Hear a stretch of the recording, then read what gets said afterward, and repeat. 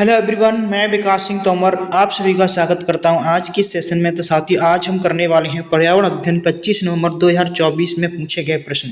यानी 2024 में shift first और शिफ्ट सेकंड में दोनों शिफ्टों की हम बात करेंगे। दोनों शिफ्टों में जो भी आपके प्रश्न पूछे गए हैं, जो भी हमें जानकारी के अनुसार हमें पता चला है कि ये प्रश्न आपके एग्जाम में पूछे गए हैं, हम उन सभी प्रश्नों पर क्या है संपूर्ण विश्लेषण के साथ में आज हम बात करने वाले हैं। तो आपको क्या करना है, सेशन को लास्ट तक जरूर देखना है। जैसे आपका कीट बच्ची पौधा से प्रश्न पूछा गया था, विश्व पृथ्वी दिवस से प्रश्न पूछा गया है, सूर्य के प्रकाश के रंग से प्रश्न पूछा गया था। ठीक है साथियों, और आपका सबसे ज़्यादा रन आउट होने वाला खिलाड़ी है, सबसे ज़्यादा ग्रीन हाउस गैस बढ़ाने वाली गैस कौन सी है, शहद में कार्बोहाइड्रेट ऊर्जा का सबसे अधिक ऊर्जा प्रदान करता है, कौन ऊर्जा प्रदान करता है। ठीक है, मॉन्ट्रियल प्रोटोकॉल, एड्स कैसे फैलता है। ठीक है, एड्स कैसे फैलता है, भारत की फसलों के बारे में भी बात करेंगे, पेट्रोलियम के बारे में भी, पेट्रोलियम का उत्पादन कैसे करते हैं, रिफाइनरी के बारे में, कुतुब मीनार है कहाँ पर है, भूकंप रतौंदी। ठीक है, DRDO के बारे में भी हम आज चर्चा करेंगे। यानी सभी चीज़ों पर हम क्या है डिटेल से चर्चा करने वाले हैं। तो सेशन को क्या है आपको लास्ट तक देखना है, क्योंकि आपको पता भी होगा कि प्रत्येक दिन यानी हर शिफ्ट में आपसे क्या है रिपीटेड प्रश्न पूछे जा रहे हैं। बांध से भी प्रश्न आपका एक पूछा गया था। ठीक है साथ ही इसमें मैंने लिख नहीं पाया, याद नहीं रहा। तो आगे चलते हैं, देखते हैं कीट बच्ची पौधा। कीट बच्ची पौधे कीट पतंगों को खाकर पोषक की कमी को पूरा करते हैं, यह सभी को आपको अच्छे से पता होगा। ये पौधे अम्लीय या दलदली जमीन में उगते हैं जहां पोषक तत्वों की क्या है खास तौर पर नाइट्रोजन की कमी होती है। तो ये पौधा कीटों का भक्षण किस लिए करते हैं, नाइट्रोजन की कमी को पूरा करने के लिए कीटों का क्या करते हैं, कीटों का भक्षण करते हैं, इसलिए इन्हें क्या बोलते हैं, कीट बच्ची पौधे कहते हैं। ठीक है, तो कीट बच्ची पौधों को कॉर्निवोरस भी कहा जाता है, इस चीज़ को भी आपको याद रखना है। हो सकता है आगे आपसे एग्जाम में पूछा जाए, कॉर्निवोरस भी कहते हैं। ठीक है, कीट बच्ची पौधों को क्या बोलते हैं, कॉर्निवोरस भी कहा जाता है। इन पौधों की पत्तियां शिकार को पकड़ने की अहम भूमिका निभाती हैं। जो इन पौधों की जो पत्तियां होती हैं, देखो साथियों, क्या करती हैं, शिकार को क्या करती हैं अपने अंदर फंसा लेती हैं और क्या करती हैं, उन्हें खा जाती हैं। ठीक है, इन्हें कीट बच्ची पौधा कहते हैं। कीट बच्ची पौधे के उदाहरण है निपेंथिस है। निपेंथिस के बारे में तो आप सभी जानते ही होंगे, घटपर्णी पादप बोलते हैं, जैसे पिचर पादप भी कहा जाता है। ठीक है, निपेंथिस पौधा। ठीक है, ड्रेसेरा रेजिया ये आपका भी एक कीट बच्ची पौधा है। Beans fly trap, Dionaea trap और पिचर प्लांट, ये सारे क्या हैं, कीट बच्ची पौधा है। कोबरा लिली, इसके बारे में भी आप जानते ही होंगे साथियों। ये सभी क्या है, कीट बच्ची पौधे हैं। इनके आपको नाम याद रखना, हो सकता है आपसे ऑप्शन देकर पूछ ले इनमें से कौन सा पौधा कीट बच्ची पौधा नहीं है। तो इस तरह से भी आपको एग्जाम में प्रश्न देखने को साथियों मिल सकता है। ठीक है, तो आपको क्या है इन्हें अच्छे से एक बार से ये याद रखना। ठीक है, देखो विश्व पृथ्वी दिवस से आपका प्रश्न आया था, तो विश्व पृथ्वी दिवस आपका 22 अप्रैल को मनाया जाता है। ठीक है, इस चीज़ को आपको याद रखना है। साल 2024 में विश्व पृथ्वी दिवस की थीम क्या थी, हो सकता है आपसे थीम पूछी जाए कि विश्व पृथ्वी दिवस की थीम क्या थी। तो थीम क्या थी, प्लेनेट वर्सेस प्लास्टिक थीम ये थी, इसको आपको अच्छे से याद रखना है। प्लेनेट वर्सेस प्लास्टिक आपको याद रखना है, ये थीम है हमारी विश्व पृथ्वी दिवस की थीम है। इस थीम का मकसद क्या है, तो सिंगल यूज प्लास्टिक का इस्तेमाल करना कम करना। ठीक है, क्या करना, प्लास्टिक का इस्तेमाल कम करना, इसके विकल्पों की तलाश पर जोर देना था। ठीक है, कि लोगों को किस तरह से समझाया जाए कि लोग प्लास्टिक को क्या करें, उपयोग कम करें। ठीक है, और अन्य विकल्पों को खोजें, ये इस तरह का इसका ये थीम थी। ठीक है, तो प्लेनेट वर्सेस प्लास्टिक इसकी क्या है, थीम थी। अब हम बात कर लेते हैं अन्य पर्यावरण से संबंधित प्रमुख दिवस हैं जो कि आपके एग्जाम में पूछे जा सकते हैं। देखो मैंने आपको एक क्लास क्या है प्रमुख दिवसों से करवाई हुई है, अभी तक आपने वो क्लास नहीं देखी है तो एग्जाम से पहले क्या है यानी 10 या 15 मिनट की क्लास है, आपको एक बार से देख लेना, जिसमें मैंने सारी जितनी भी दिवस हैं आपकी महत्वपूर्ण वो एक ही क्लास में करवाई हुई हैं। आपको एक बार से अच्छे से पढ़ के जाना। ठीक है, वैसे मैंने सारी चीज़ें आपको करवाई हुई हैं जहाँ से आपको लगातार प्रश्न पूछे ही जा रहे हैं।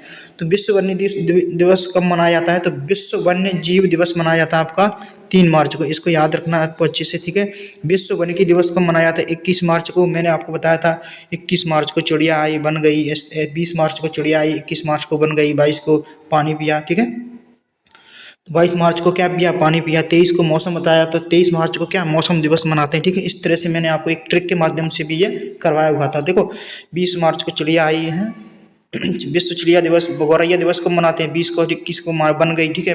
फिर उसने क्या पिया? पानी पिया। पानी पीने के बाद क्या बताती है? मौसम बताती है। तो 22 मार्च को क्या बताया? जल पिया। और 23 मार्च को क्या बताया? मौसम बताया, ठीक है। तो 23 मार्च को मौसम दिवस मनाया जाता है। आपको वो क्लास अच्छे से देख लेनी है जिसमें मैंने आपको क्या है, ट्रिक के माध्यम से सारी डेट यानी दिवस याद करवाई हुई है, ठीक है। विश्व पृथ्वी दिवस आपको कब मनाई जाती है? ये सारे प्रश्न हम पहले कर चुके हैं, 22 अप्रैल को मनाते हैं, ठीक है। विश्व अंतर्राष्ट्रीय जैव विविधता दिवस आपका 22 मई हो जाता है, ठीक है। ये तीनों आपके बहुत ही इंपॉर्टेंट है, वेरी वेरी। 22 मार्च, 22 अप्रैल और 22 मई, इन तीनों को क्या है आपको अच्छे से याद रखना है। 101% आपको एग्जाम में एक बार से फिर प्रश्न देखने को मिलेगा ही मिलेगा, ठीक है। विश्व पर्यावरण दिवस मनाते हैं हम 5 जून को मनाते हैं। विश्व जनसंख्या दिवस आप कब मनाते हैं? तो 11 जुलाई को मनाते हैं, ठीक है, इसे याद रखेंगे। विश्व प्रकृति दिवस कब मनाते हैं? 3 अक्टूबर को मनाते हैं। विश्व ऊर्जा संरक्षण दिवस कब मनाते हैं? तो 14 नवंबर को मनाते हैं, ठीक है। ये सारी महत्वपूर्ण दिवस थे, इन्हें आपको एक बार से और पढ़ के जाना है, ठीक है साथियों। और एक बार क्या करना है आपको, जो क्लास मैंने दिवस वाली आपको करवाई है उसे आपको पढ़ लेना, ठीक है। वहाँ से आपको क्या है, 1 नंबर का 2 नंबर का प्रश्न एग्जाम में देखने को मिलेगा ही मिलेगा।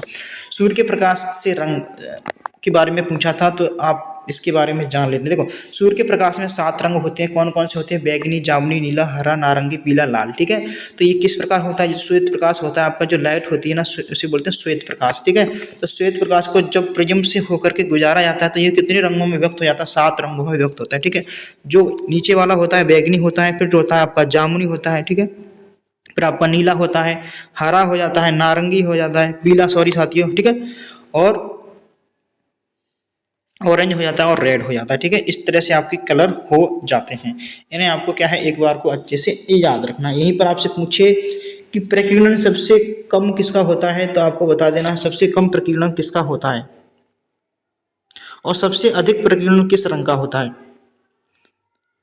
तो सबसे ज़्यादा प्रकीर्णन आपका किसका होता है? तो बैगनी रंग का सबसे ज़्यादा प्रकीर्णन होता है। इस चीज़ को याद रखेंगे, बैगनी रंग का सबसे ज़्यादा होता है, ठीक है साथियों।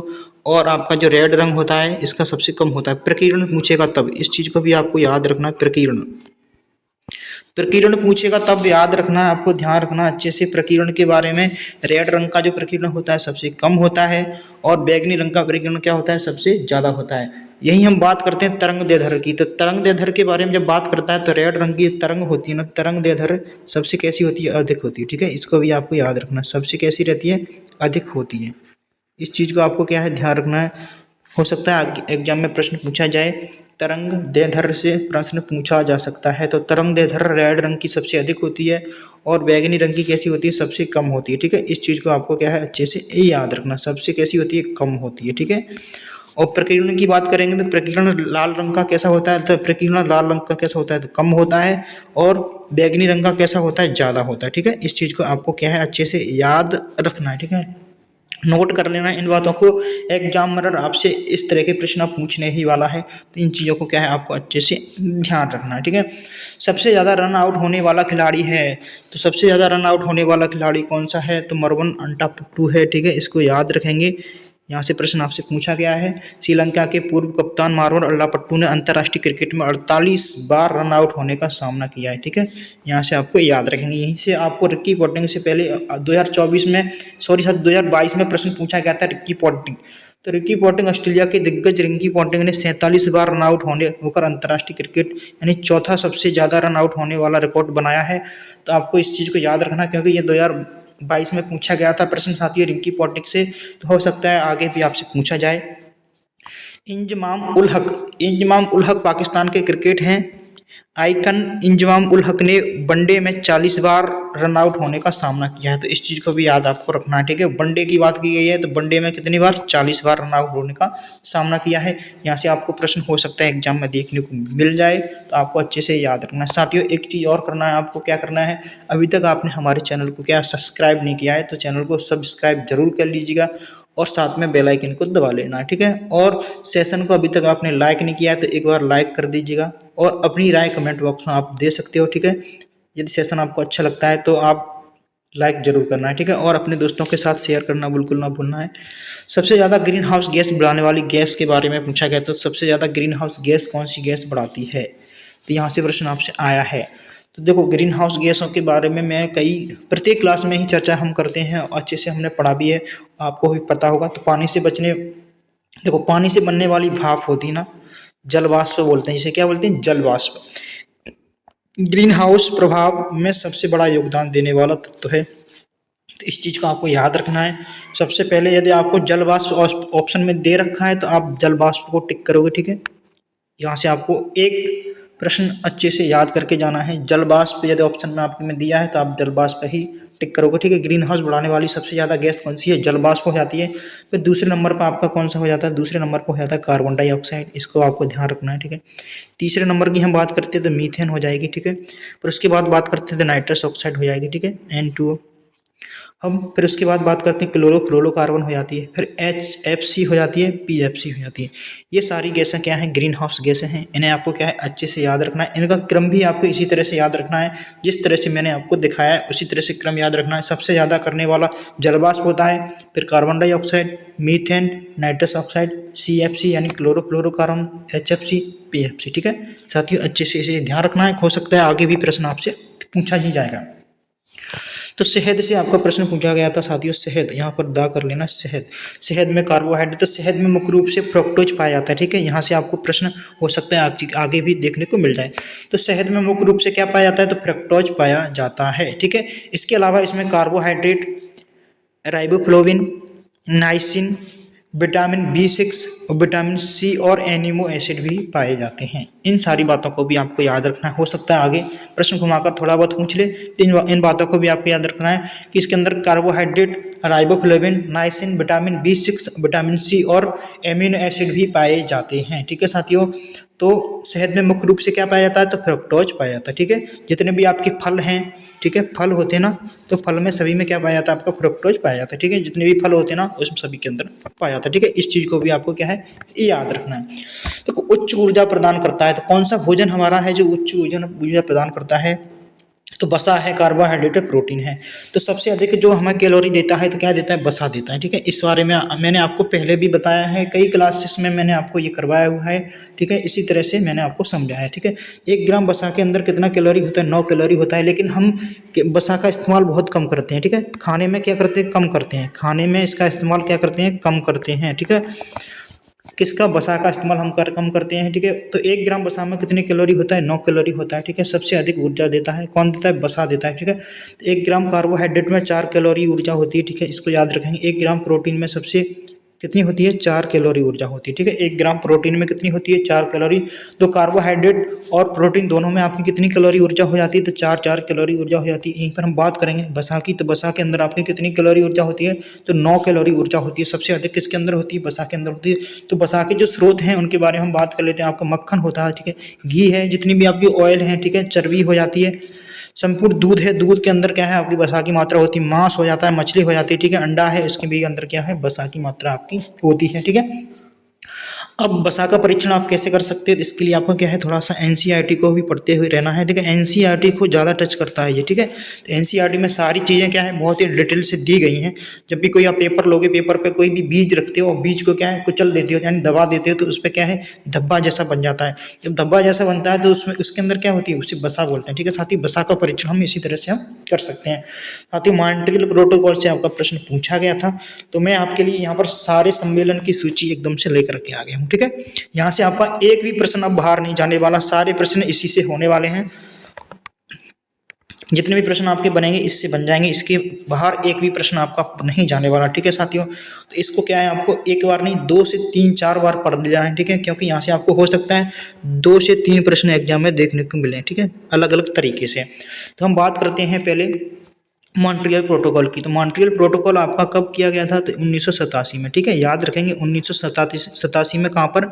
कनाडा में, ठीक है। किससे संबंधित था? तो ओजोन परत का संरक्षण से संबंधित था। साथियों आपको पता ही होगा कि ओजोन से लगातार प्रश्न आपके बार बार पूछे जा रहे हैं, ठीक है।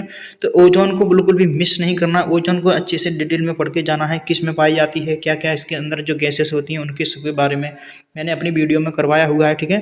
तो आपको क्या है? गैसों से संबंधित एक अलग से वीडियो है, उसको भी आपको अच्छे से जा करके देख लेना है। उसमें डिटेल से हमने सारी चीज़ों को पढ़ा हुआ है, तो उसे आपको क्या है? एक बार से अच्छे से पढ़ के जाना है, ठीक है। उत्तरदायी गैसों में क्या है? कटौती के लिए तैयार है। तो मॉन्ट्रियल प्रोटोकॉल कब हुआ था? 1987 में। कहाँ पर हुआ था? कनाडा में। किससे संबंधित है? ये संबंधित आपका हो जाता है ओजोन परत का संरक्षण से संबंधित है, ठीक है। यहीं पर हम बात कर लेते हैं और वियना सम्मेलन की, क्योंकि ये भी क्या है आपका वियना सम्मेलन है जना, जो ये भी इससे संबंधित है। किससे? ओजोन परत से आपका संबंधित 1985 में हुआ था, ठीक है। इसको ध्यान रखेंगे। कहाँ पर हुआ था? तो ऑस्ट्रेलिया में हुआ था, ठीक है। इसको भी आपको क्या है ध्यान रखना है। वियना सम्मेलन 1985 में ऑस्ट्रेलिया में हुआ था। ओजोन परत का संरक्षण ये भी इसी से संबंधित है आपका, ठीक है। इस सारी चीज़ों को क्या है आपको अच्छे से याद रखना है, ठीक है साथियों। अब हम बात कर लेते हैं स्टॉकहोम सम्मेलन की। कहाँ कब हुआ था? तो 1972 में हुआ था। कहाँ पर हुआ था? स्वीडन में हुआ था। सभी के लिए एक ही पृथ्वी इसके लिए हुआ था, ठीक है। इसका जन्म है UNEP का जन्म कहाँ पर हुआ? नैरोबी यानी केन्या में हुआ था, ठीक है। इसको भी आपको ध्यान रखना। हो सकता है आपसे पूछा जाए कि UNEP का जन्म कहाँ से हुआ, इसका मुख्यालय कहाँ पर है? तो नैरोबी केन्या में इसका मुख्यालय है, ठीक है। हेलसिंकी सम्मेलन, तो हेलसिंकी सम्मेलन किससे है? समुद्री पर्यावरण की रक्षा करना है, ठीक है। ये असफल रहा आपका। फिनलैंड में हुआ था। 1974 में हुआ था। ये प्रश्न आपसे पूछा नहीं जाएगा वैसे, लेकिन याद रखना। लंदन सम्मेलन 1975 में हुआ था, ब्रिटेन में, ठीक है। याद रखेंगे लंदन सम्मेलन 1975 में ब्रिटेन में समुद्री कचरे का निस्तारण करने के लिए किया गया था, ठीक है। याद रखेंगे। टोरंटो सम्मेलन 1988 में हुआ था, ठीक है। कहाँ पर हुआ था? कनाडा में। कार्बन डाइऑक्साइड ये भी क्या है आपका असफल रहा, ठीक है। याद रखेंगे। पृथ्वी सम्मेलन यानी रियो डी जेनेरिया, इसके बारे में आपको अच्छे से याद रखना। पृथ्वी सम्मेलन रियो सम्मेलन बोलते हैं। कहाँ पर हुआ था? ब्राजील में हुआ था। प्रश्न आपको एग्जाम में 101% देखने को मिल सकता है पृथ्वी सम्मेलन से साथियों, क्योंकि पृथ्वी दिवस पूछा था आपसे, हो सकता है पृथ्वी सम्मेलन आपसे पूछ ले अब, ठीक है। तो 1992 में हुआ था। कहाँ पर हुआ था? ब्राजील में हुआ था। 21वीं सदी के पर्यावरण एजेंडा 21, ठीक है। इसका जो एजेंडा चलाया गया था क्या था? एजेंडा 21 था आपका, ठीक है। न्यूयॉर्क सम्मेलन 1987 में हुआ था, ठीक है। कहाँ पर हुआ था? वॉशिंगटन DC में हुआ था, ठीक है। इसको भी आपको याद रखना एक बार से। एजेंडा 21 को प्रभावी बनाना, इसका जो लक्ष्य था क्या था? जो एजेंडा आपका 21 है ना, इसको क्या करना? प्रभावी बनाना, ठीक है। इसके लिए ये किया गया था, ठीक है। नैरोबी घोषणा पत्र, नैरोबी घोषणा पत्र 1997 में केन्या में हुआ था। सभी अंतर्राष्ट्रीय संधियों को प्रभावी बनाने के लिए किया गया था, ठीक है साथियों। क्योटो प्रोटोकॉल, तो क्योटो प्रोटोकॉल भी आपका बहुत ही इंपॉर्टेंट प्रश्न बन जाता है। 1997 में ये भी हुआ था, ठीक है। देखो 1997 में आपके कौन कौन से हुए? न्यूयॉर्क सम्मेलन, नैरोबी घोषणा पत्र और क्योटो प्रोटोकॉल, ठीक है। जापान में हुआ था। कहाँ पर हुआ था? जापान में हुआ था। क्योटो प्रोटोकॉल कहाँ पर हुआ था? जापान में हुआ था। राष्ट्र एकमत होकर कार्बन डाइऑक्साइड में कटौती के लिए सहमति, ठीक है। इसके लिए किया गया था। किसके लिए किया गया था? तो कार्बन डाइऑक्साइड के लिए किया गया था, ठीक है। क्योटो प्रोटोकॉल, ठीक है। कहाँ पर हुआ था आपका? जापान में हुआ था। अब हम बात कर लेते हैं जोहान्सबर्ग सम्मेलन की, ठीक है। यहाँ से प्रश्न आपको एग्जाम में पूछा है और पूछा भी जाएगा, ठीक है। तो जोहान्सबर्ग सम्मेलन रियो डी जेनेरिया, ठीक है, 2002 दक्षिण अफ्रीका में हुआ था। सतत विकास विश्व एकजुटता कोष के इसका उद्देश्य था, ठीक है। इस चीज को आपको याद रखना है। रियो 2012 में हुआ था। कहाँ पर हुआ था? ये भी ब्राजील में हुआ था। सतत विकास पर बल देना, फ्यूचर की बॉट की संकल्पना बनाना, ठीक है। तो इन सारे क्या है सम्मेलनों को आपको क्या है एक बार से अच्छे से पढ़ के जाना है साथियों। यहाँ से प्रश्न आपको 1 या 2 या 3 प्रश्न भी देखने को मिल सकते हैं, ठीक है साथियों। काफ़ी महत्वपूर्ण हो जाता है एग्जाम की दृष्टि से ये सारी चीज़। आप इसका स्क्रीनशॉट ले सकते हो या मैं अपने टेलीग्राम चैनल पर इसको डाल दूंगा, ठीक है। टेलीग्राम चैनल के लिए आपको क्या करना है? लिंक आपको क्या है डिस्क्रिप्शन में मिल जाएगी, या फिर आपको क्या करना है B4 स्टडी को क्या कर लेना है सर्च करोगे। जैसे ही B4 स्टडी को सर्च करोगे तो आपको क्या है पहला ही चैनल आपको देखने को मिल जाएगा अपना, ठीक है। इस चैनल को क्या है आपको ज्वाइन कर लेना है। जो सेकंड नंबर पर आपको देखने को मिलेगा वहाँ पर क्या है क्विज होती है, ठीक है। आपको यदि क्विज में भाग लेना है तो क्विज के लिए आपको क्या है दूसरे नंबर का क्या है चैनल को क्या है ज्वाइन कर लेना, ठीक है। ग्रुप को ज्वाइन कर लेना। यहाँ पर क्या है आप अपने दोस्तों के साथ में अपनी बातों को शेयर कर सकते हो, ठीक है, और डिस्कस भी कर सकते हो। तो आपको क्या है जैसे ही आप टेलीग्राम पर जाओगे सर्च करोगे B4 स्टडी, जिस तरह से मैंने लिखा है उसी तरह से आपको लिखना है, ठीक है। B4 स्टडी लिखोगे तो हमारा चैनल आपके सामने होगा, ठीक है साथियों। और वहाँ पर आपको ये PDF भी तुरंत से मिल जाएगी, ठीक है। और PDF के माध्यम से आप क्या है इन सारी चीज़ों को क्या है एग्जाम से पहले 1 बार 2 बार 3 बार अच्छे से पढ़ करके एग्जाम देने जाओगे तो मैं आशा करता हूँ कि आपको एग्जाम में सफलता जरूर मिलेगी, ठीक है साथियों। एड्स कैसे फैलता है, एड्स के बारे में भी हमने चर्चा की थी साथियों, और पहले भी प्रश्न ये आपसे आया हुआ था, ठीक है। एलिसा टेस्ट परीक्षण होता है किसके लिए होता है? तो एड्स के लिए होता है। इस तरह से प्रश्न था। जो किसके कारण होता है? तो इसका मुख्य कारण है सुरक्षित यौन संबंध बनाना, असुरक्षित सॉरी साथियों, जब हम असुरक्षित यौन संबंध बनाते हैं तो ये क्या है ये एड्स हम एक दूसरे के अंदर आ सकता है, ठीक है। एक ही इंजेक्शन कई लोगों को प्रयोग करना, जब जो इंजेक्शन होता है ना, जो निडल होती है ना, उसकी जब एक इंसान को लगाई जाती है, उसी निडल को क्या है दूसरे को लगा देते हैं ना, तो क्या है जो सामने वाले को यदि एड्स है तो हमारे अंदर क्या है एड्स हो जाएगा। ठीक है साथियों, इस तरह से क्या है एक दूसरे से फैल जाता है। इसके फैलने के और भी कई कारण हो सकते हैं, जैसे माता से बच्चे में होना, क्योंकि यदि माता को यदि एड्स है तो वो क्या है वो गर्भनाल से जुड़ा हुआ होता है, तो गर्भनाल से जुड़ा हुआ था तो बच्चे के अंदर भी क्या है एड्स हो सकता है। ठीक है साथियों, यदि संक्रमित व्यक्ति के शरीर से निकलने वाले द्रव पदार्थ के संपर्क में कोई व्यक्ति आता है, मान लो आपने ब्लड डोनेट किया किसी को, ठीक है, और बिना जांच किए वो ब्लड आपको चढ़वा दिया गया, ठीक है साथियों, तो आपके अंदर क्या है इस तरह से एड्स के वायरस जो है आपके अंदर आ सकते हैं। ठीक है साथियों, इस तरह से आपको भी एड्स हो सकता है। तो इन सुरक्षा को हमें रखते हुए, ध्यान में रखते हुए सारे कार्य करने चाहिए। ठीक है, अपने जीवन में आगे भी भविष्य में हम इन सारी चीज़ों से क्या है अच्छे से बचना चाहिए। ठीक है, कभी भी हमें, जैसे यदि हम जब सैलून पर जाते हैं तो क्या है एक दूसरे का क्या है कट हो लग जाता है, सैलून पर जाते हैं ना तो क्या है जो नाई के पास वो होता है ना छुरा होता है ना, उससे क्या है जो बाल बनाता है ना, तो एक दूसरे के क्या है शरीर में लग जाता है, उसमें क्या है ब्लड के क्या है कण लग जाते हैं। हो सकता है आपको भी लग जाए वो, और आपके भी अंदर ये सारी समस्या देखने को हो सकती हैं। ठीक है साथियों, तो सारी चीज़ों को ध्यान में रखते हुए हमें अपने जीवन में भी कार्य करना चाहिए। ठीक है, तो ये सारी चीज़ें हैं जिससे एड्स फैलता है, इसके बारे में हमने अभी बात कर ही ली। भारत की फसलों के बारे में आपसे पूछा गया था, तो भारत में मुख्य रूप से 3 तरह की फसलें बोई जाती हैं, खरीफ की फसल, रबी की फसल, रजायत की फसल। इनके बारे में हम कई क्लास में अच्छे से चर्चा कर चुके हैं, लेकिन आज भी मैं आपके सामने लेकर आया हूँ और डिटेल से हम चर्चा करने वाले हैं। ठीक है, तो खरीफ की फसलें हैं, ये फसलें मानसून के मौसम में जून से जुलाई में बोई जाती हैं। ठीक है, खरीफ की फसलें कब बोते हैं खरीफ, तो जून से जुलाई में बोलते हैं। खरीफ में कितने अक्षर हैं, याद करने का तरीका मैं आपको बता देता हूँ, कभी नहीं भूलोगे। खरीफ में आपके बोलोगे 3 अक्षर हैं, तो 3 अक्षरों का एक शब्द होता है आपका चावल। ठीक है, याद रखेंगे क्या होता है चावल। तो चावल के साथ में जितनी भी फसलें आपकी बोई जाती हैं, चावल, साथ ही पेन नहीं चल रहा है, चावल मैं बड़ा ही अच्छा हाथ से लिख देता हूँ चावल। तो चावल है ना जो आपका 3 अक्षर का शब्द है। खरीफ में भी कितने अक्षर है, 3 है। अब चावल के साथ में कौन कौन सी फसलें आपकी बोई जाती हैं, तो आप कहोगे सर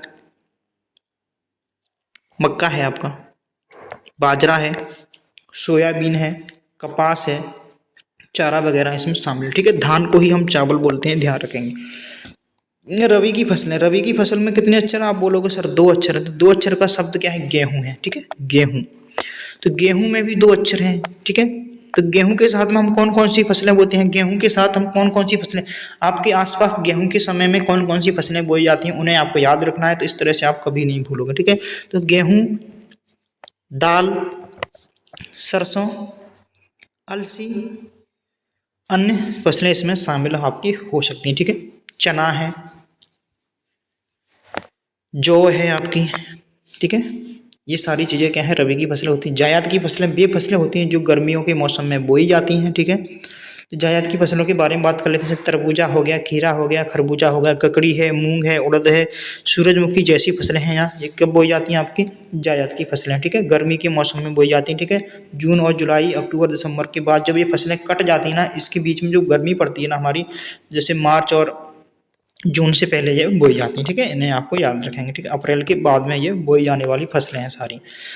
पेट्रोलियम से आपका प्रश्न आपसे पूछा गया था साथियों, तो पेट्रोलियम से प्रश्न था प्रभाजी आसवन विधि जो होती है ना, इसके माध्यम से हम क्या करते हैं, एक खास विधि है, इसका इस्तेमाल 2 या 2 से अधिक मिश्रण द्रव्यों को क्या है अलग करने के लिए किया जाता है। 2 या 2 से अधिक जो मिश्रण होते हैं ना उन्हें क्या करते हैं हम अलग करते हैं, इसका उपयोग करते हैं प्रभाजी आसवन विधि का उपयोग करते हैं। ठीक है, पेट्रोलियम से पेट्रोल क्या निकालते हैं, पेट्रोल निकालते हैं, डीजल निकालते हैं, केरोसिन निकालते हैं और दूसरे घटकों को भी अलग करना होता है। ठीक है, इन सारी चीज़ों को क्या है ये रिफाइनरी के माध्यम से क्या करते हैं हम अलग अलग कर लेते हैं। देखो मैं बता देता हूँ किस तरह से अलग करते हैं।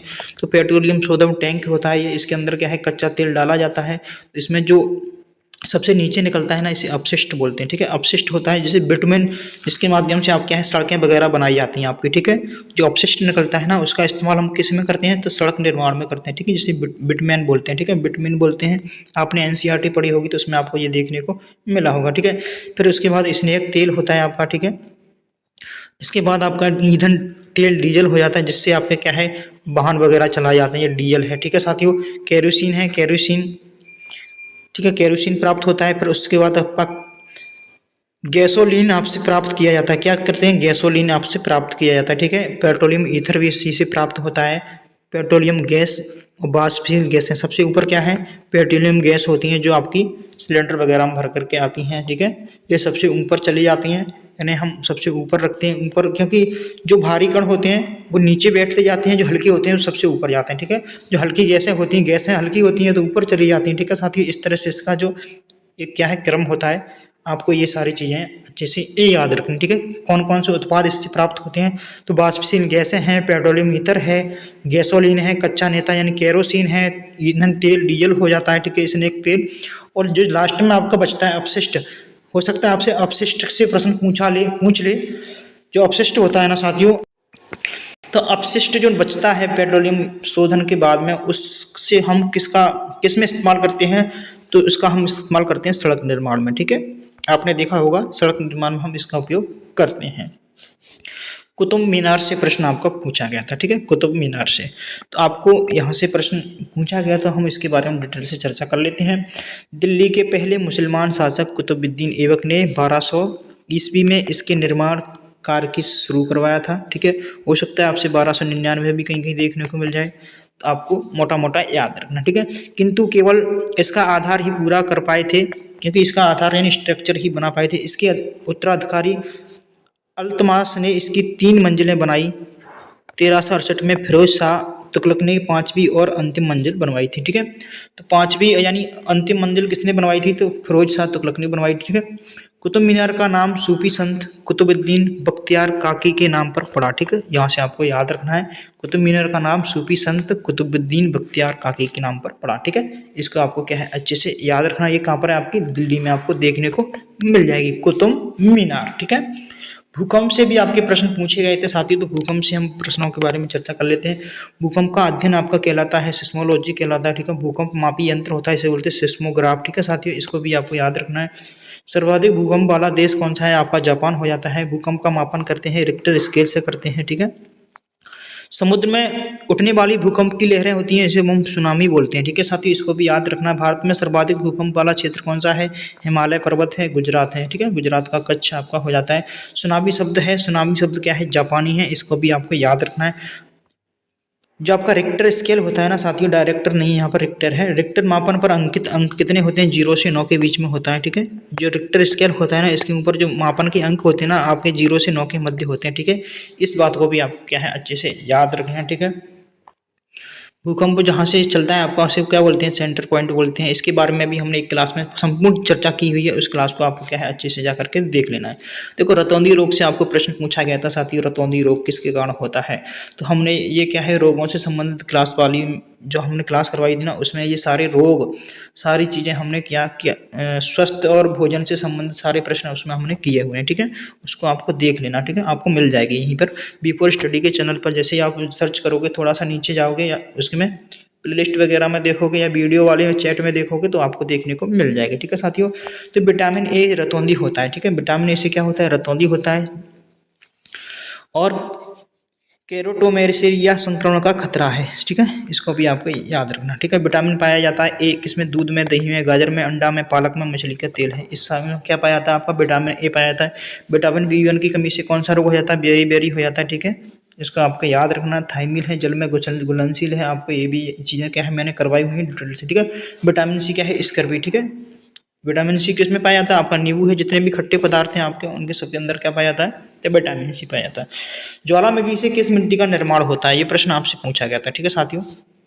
तो ज्वालामुखी से काली मिट्टी का निर्माण होता है। काली मिट्टी जिसे रेगुर मिट्टी के नाम से भी जाना जाता है, ठीक है। यहाँ से प्रश्न आपको देखने को मिला है, हो सकता है एग्जामिनर का मूड है घुमा के प्रश्न आपसे पूछे। तो दक्षिण भारत में काली मिट्टी को रेगुर कहते हैं, क्या कहते हैं, रेगुर कहते हैं। केरल में इसे साली कहते हैं, ठीक है, साली, वो वाली साली नहीं, ये मिट्टी की साली है, ठीक है, साली, इसे याद रखना है, ठीक है। उत्तर प्रदेश में इसे केरल में करेल कहते हैं, सॉरी साथियों, उत्तर प्रदेश में इसे करेल कहते हैं, करेल मिट्टी के नाम से भी जाना जाता है, ठीक है। देखो एग्जामिनर का मूड है साथियों, घुमा देगा थोड़ा बहुत तो आप घूम जाओगे, तो इसलिए घूमना नहीं है, पढ़ लेना है आपको अच्छे से इन चीज़ों को, ठीक है। यह कपास पाने के लिए उपयुक्त मिट्टी होती है। जो काली मिट्टी होती है ना आपकी, ये कपास के लिए कैसी है, सबसे उपयुक्त मिट्टी मानी जाती है, सबसे बेस्ट और सबसे महत्वपूर्ण मिट्टी आपकी मानी जाती है, ठीक है। इसमें क्या है, पानी को धारण करने की क्षमता कैसी होती है, अधिक होती है, ठीक है। इस चीज़ को भी आपको याद रख लेना है। पानी धारण करने की क्षमता यानी जल को धारण करने की क्षमता अधिक किसमें होती है? तो आपकी रेगुलर मिट्टी में होती है। रेगुलर से आप समझोगे कि भुरभुरी मिट्टी नहीं है, काली मिट्टी है, याद रखना इस चीज़ को, क्योंकि यहाँ पर क्या है मिस्टेक हो जाती है, मुझे भी होती है, ठीक है। रेगुर रेगुर माने मैं सोचता था भुरभुरी मिट्टी पानी कैसे ज़्यादा सोचेगी, लेकिन काली मिट्टी है साथियों, जिसे रेगुर मिट्टी के नाम से भी जाना जाता है। यहाँ से प्रश्न आपको हो सकता है आगे एग्जाम में देखने को मिल जाए। तो रेगुर का मतलब क्या है? काली मिट्टी है, भुरभुरी मिट्टी नहीं है, ठीक है। आप क्योंकि जब आपसे प्रश्न पूछा जाएगा कि सबसे अधिक पानी धारण करने की क्षमता किसमें होती है, रेगुर मिट्टी है, लेटेराइट मिट्टी है, अन्य सारी मिट्टियों के नाम आपको देखने को मिलेंगे। तो आप रेगुर मिट्टी सोचोगे तो भुरभुरी मिट्टी होती होगी, रेगुर है तो, ठीक है। तो आपको याद रखना रेगुर मिट्टी यानी काली मिट्टी होती है आपकी, ठीक है। यहाँ से प्रश्न आपको एग्जाम में देखने को शायद मिल जाए, ठीक है। तो साथ ही मैं आपको बताऊँ टिहरी बांधों से भी हमने पहले भी प्रश्न किया है, लगातार रिपीटेड प्रश्न है, लगातार पूछा जा रहा है, ठीक है। एक तो आपका ओजोन लगातार चल रहा है, टिहरी बांधों से भी लगातार प्रश्न आपसे पूछे जा रहे हैं। देखो मैंने अभी रिसेंटली क्लास में ये सारी चीज़ें करवाई हुई हैं, देखो ये क्लास का है स्क्रीनशॉट यहाँ पर लगाया हुआ है, ठीक है साथियों। तो टिहरी बांध भागीरथी नदी पर बना है, यह उत्तराखंड में स्थित है, भारत का सबसे ऊंचा बांध है। ये सारी डिटेल मैंने आपको पहले भी करवाई हुई थी, ठीक है। हीराकुंड बांध है, ये उड़ीसा में स्थित है, ठीक है। यह एशिया का सबसे बड़ा मानव निर्मित बांध है, पूछा जाएगा मानव निर्मित सबसे बड़ा बांध कौन सा है? तो हीराकुंड बांध है, सरदार सरोवर बांध है, ठीक है, नर्मदा नदी पर बना है, यह भारत का सबसे बड़ा बांध है, इसको भी याद रखेंगे। भागर नागला बांध है, यह हिमाचल प्रदेश में स्थित है, ठीक है, सतलुज नदी पर आपका बना हुआ है, ठीक है। इन सारी बातों को आपको क्या है दिमाग में अच्छे से बिठा करके एग्जाम हॉल में शांति से जाना है, ठीक है साथियों। आशा करता हूँ आप बहुत ही अच्छा करके आओगे। डीआरडीओ से प्रश्न पूछा है, ये प्रश्न मैंने आपको पहले करवाया है, 500 प्रश्नों की सीरीज वाली क्लास में करवाया था, 65 नंबर का प्रश्न है, आपने देखी होगी। जो भी साथी मेरी क्लास स्टार्टिंग से देख रहे हैं, मैं उनसे ऐसी आशा करता हूँ वो अच्छा ही अच्छा पेपर बहुत ही अच्छा करके आया हूँ, क्योंकि मैंने सारी चीज़ें आपको पहले से ही करवा रखी हैं जो आपसे एग्जाम में लगातार पूछी जा रही है, ठीक है। तो डीआरडीओ की प्रयोगशाला को कितने प्रौद्योगिकी समूह में समूहीकृत किया गया है? तो कितने में किया गया था? इसे 5 में किया गया था, ठीक है, इसको भी याद रखेंगे। देखो डीआरडीओ यानी रक्षा अनुसंधान विकास संगठन, भारत सरकार के रक्षा मंत्रालय की एक एजेंसी है। यह भारत का सबसे बड़ा अनुसंधान संगठन है। डीआरडीओ का काम है रक्षा से जुड़े अनुसंधान और विकास कराना, ठीक है, मिसाइल बनाना, जितनी भी सारी मिसाइलें हैं, जो भी सारी युद्ध क्षेत्र में जो भी आपके उपकरणों का इस्तेमाल होता है, ये सारे कार्य कौन करता है? आपका डीआरडीओ करता है, ठीक है, डीआरडीओ करता है, याद रखेंगे, ध्यान रखेंगे। रक्षा अनुसंधान विकास संगठन इसका कार्य है, ठीक है साथियों। रक्षा अनुसंधान विकास संगठन इसका जो है स्थापना कब हुई थी? तो 1958 में हुई थी, ठीक है, याद रखेंगे 1958 में इसकी स्थापना हुई थी। यह विज्ञान संगठन और कुछ तकनीकी विकास प्रस्थानों को मिलाकर बनाया गया था। इसका जो मुख्यालय है नई दिल्ली में है। यहाँ से प्रश्न आपको देखने को मिला था साथियों, इसका मुख्यालय कहाँ पर है साथियों? नई दिल्ली में है। इस चीज़ को आपको क्या है याद रखेंगे।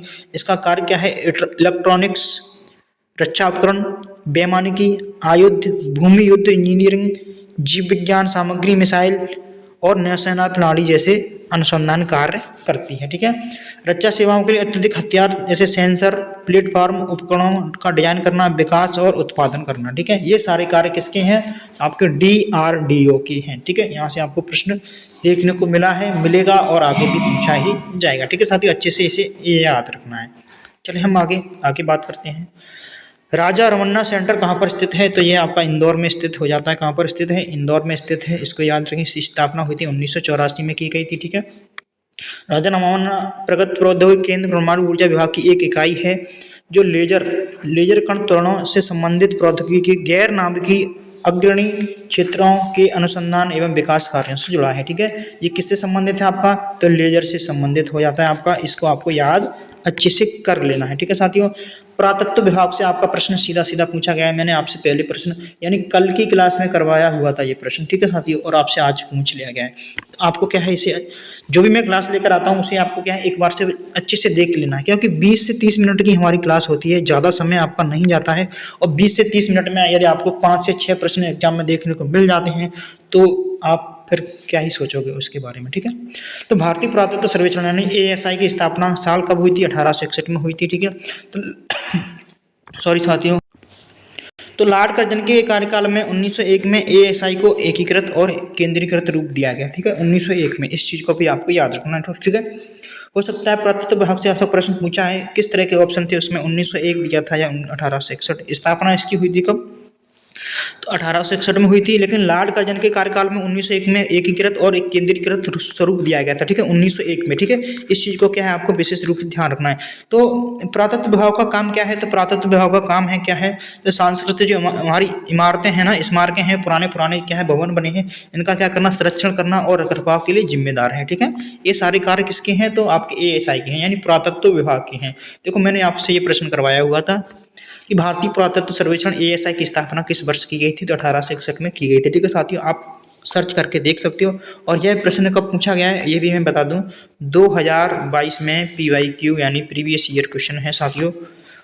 एक बात और मैं बता दूं आपसे, ज़्यादातर 50%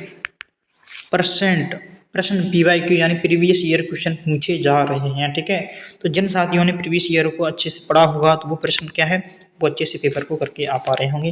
टेस्ट क्रिकेट में किस बल्लेबाज का औसत सबसे ज़्यादा है? तो क्या टेस्ट क्रिकेट में किस बल्लेबाज का सबसे औसत ज़्यादा था? तो टेस्ट क्रिकेट में औसत था आपका ऑस्ट्रेलिया के थे। ठीक है, सर डॉन ब्रैडमैन है, सर डॉन ब्रैडमैन। इस चीज़ को आपको क्या है ध्यान रखना है। ठीक है साथियों, तो आपको कमेंट करके बता देना सेशन कैसा लगा। सेशन अच्छा लगा हो तो जरूर कमेंट करना है, लाइक कर देना है। ठीक है साथियों, PDF के लिए आपको कहाँ पर जाना है? PDF के लिए हमारे टेलीग्राम चैनल पर जाना है। ठीक है, टेलीग्राम चैनल कहाँ पर है? तो आप जैसे टेलीग्राम पर सर्च करोगे V4 स्टडी तो आपको हमारा टेलीग्राम चैनल मिल जाएगा। लाइक नहीं किए तो लाइक जरूर करें, कमेंट भी करना है साथियों, और हमारे चैनल को सब्सक्राइब एक बार से जरूर कर लेना। ठीक है, मिलते हैं अगले नेक्स्ट वीडियो में, तब तक के लिए सभी साथियों को जय हिंद, वंदे मातरम। Thank you for watching.